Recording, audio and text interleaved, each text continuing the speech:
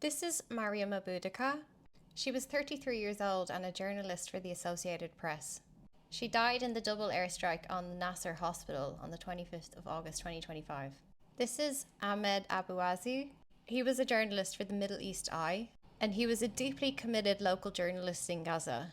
He continued to report through his own personal trauma, chronic hunger, and even direct bombardment. He was also killed in Israel's double tap attack. This is Mohammed Salama. He was a photographer for Al Jazeera.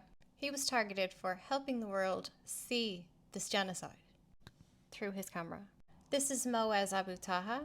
He was a photographer and a journalist working tirelessly to document the suffering under the bombardment. Israel does not want you to see these faces. It does not want you to know these names. It does not want you to see these people as human. It does not want you to ask questions about why they were killed.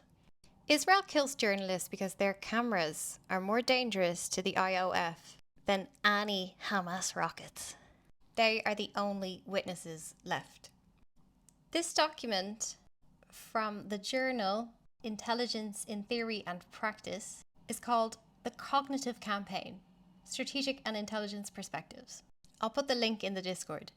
This is part of a professional intelligence methodology journal designed for Israeli intelligence practitioners and veterans, not the general public. This issue of that journal focuses specifically on the cognitive campaign. It proves that Israel sees information warfare and psychological influence as core, integral to their national security and military strategy. It outlines how and why shaping perception of Israel and controlling narratives around it is considered as essential to the IOF as bombs. It's information warfare first, physical warfare second.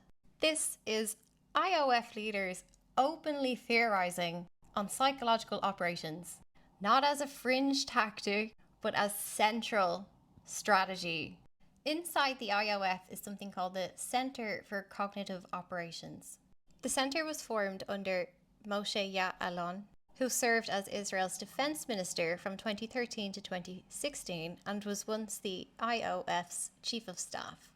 Before I get into this, recently Mr. Ya'alon has been openly expressing concerns, even for him, the risks posed by the extremists in power in Israel now, he has compared to fascism. He's worried that the erosion of civil liberties is a danger to the existence of Israel itself. The other disclaimer is the intelligence structures that I'm using Israel to example exist in other Western countries, right? We just don't talk about them enough, and the extremists in Israel are making an example of them now. With those disclaimers out of the way, I'm going to explain to you how the Israeli information warfare operations work. That doesn't get the 77 Brigade off the hook.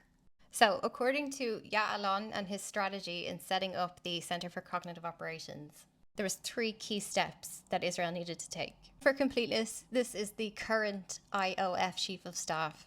This is Lieutenant General Ayel Zamir. Back to the Center of Cognitive Operations. 3 strategies. Number 1, you need to train the soldiers to be your spokespeople. They act as documenters and communicators of active combat. Take Gal Gadot, for example. Between the ages of 18 and 20, she served in the IOF. Conscription in Israel is mandatory, and she likely believed that she was doing her duty, being a patriot. When she got cast as Wonder Woman, it was an opportunity for the Israeli deep state to use her as a vessel for propaganda. She was marketed as the first global Jewish Israeli female superstar. And all of it was framed as empowerment. Op-eds about her would highlight her IOF service as evidence of her strength and discipline. And her military background became her credential of authenticity to play in Hollywood action. Slowly, Western audiences are being conditioned to see Israeli military service as making you a badass. Gadot's persona fuses glamour and combat credibility. It naturalized the idea that her conscripted service at 19 years old is a legitimate and transferable badge of honor into Western hero archetype. Miscadout has been duped by the machine twice.